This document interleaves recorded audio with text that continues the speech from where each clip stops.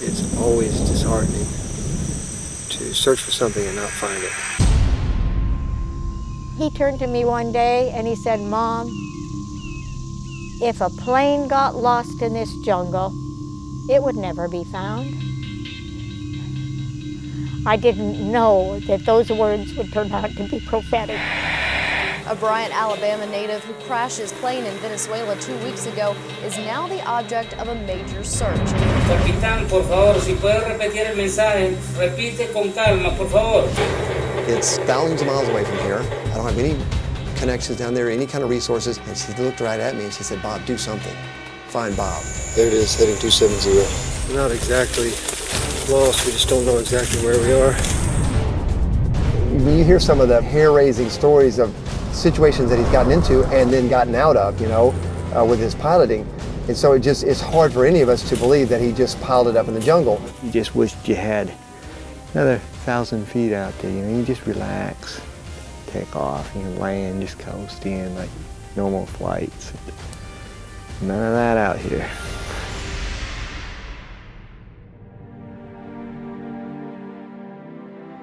It's just tough on those left behind because there's no answers. I told my children, it could be that something else happened to your dad. And I say, you never give up on your father. Bob, like his father before him, was a very skilled pilot and could take small planes in and out of small places with short runways. He was there to help people and do what he felt the Lord wanted him to do. And that's what motivated him, that's what drove him. During the short years that Bob served in Venezuela, he saved over 200 people's lives. We have someone else that got very sick, very high fever, about midnight last night. And so we'll be taking the mother, the baby, and one other out. So it's good we decided we'd come light on fuel. What I like most about it is at the end of the day, regardless how tired you are, you can go to bed knowing that you made a difference for a lot of people that day. Like father, like son, Bob would have wished to serve God in the capacity he was in till the very end. My brothers felt the tug to step into Daddy's shoes and continue on, you know, when he was killed in the airplane crash in Mexico. Of course, Bob was there with the stigma that his dad had died doing the same thing. The morning he left, he said, "I'll be back about 11:30 and have lunch with you." Probably that night was the most lonely night of my life. Having lost Elwyn in a plane crash in 1980, hearing that my Bob was missing brought back all kinds of memories. There's how it all began. Wedding picture.